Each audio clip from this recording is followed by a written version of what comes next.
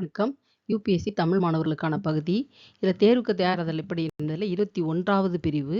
இதனுடைய தலைப்பு வந்து சிற்றிலக்கியம் என்பதாக பொது தலைப்பு இது. இதனுடைய வினாக்கள் என்ன மாரி இருக்கும்? இதனுடைய தோற்றம் வளர்ச்சி என்ன? ஆற்றுப்படை என்பது என்ன? பிரபந்தம்னா என்ன?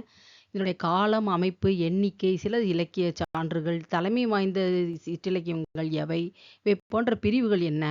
அதுபோக இதனுடைய இணைப்பு எது? இதை தான் நம்ம இந்த வகுப்புல பார்க்கலாம். இது பொதுவா வந்து 2023ல நாயக்கர் கால இலக்கிய வகைமைகள் குறித்து கேட்கப்பட்டிருக்கு. ஆற்றுப்படை இலக்கியங்கள், தூதுக்குரிய பொருட்கள் என்னன்னு கேட்டிருக்காங்க. இவையெல்லாம் சில சிற்றிலக்கிய வினாக்களுக்கான சில சான்றுகள். இந்த சிற்றிலக்கியம்னா என்னன்னு கேட்டா, அது பிரபந்தத்தினுடைய வகைகளை சிற்றிலக்கியங்கள் என்று சொல்வாங்க. இது பெரிய நெடும்பாடல்களாக அமையும். இதனுடைய மொத்த பிரிவுகள் வந்து இந்த இணைப்பில் உள்ள மொத்த பிரிவுகள் இது.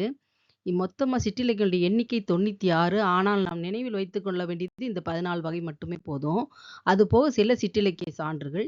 பிரபந்தம்னா என்ன? அதை வந்து யாப்பு என்ற சொல்லோடு ஒப்பிட்டு கட்டுதல் என்ற பொருளில் அமையும். பிரபந்தம் என்ற சொல் தமிழில் சிற்றிலக்கியங்களை குறித்தது என்பதாகவும் சொல்லப்படுகிறது.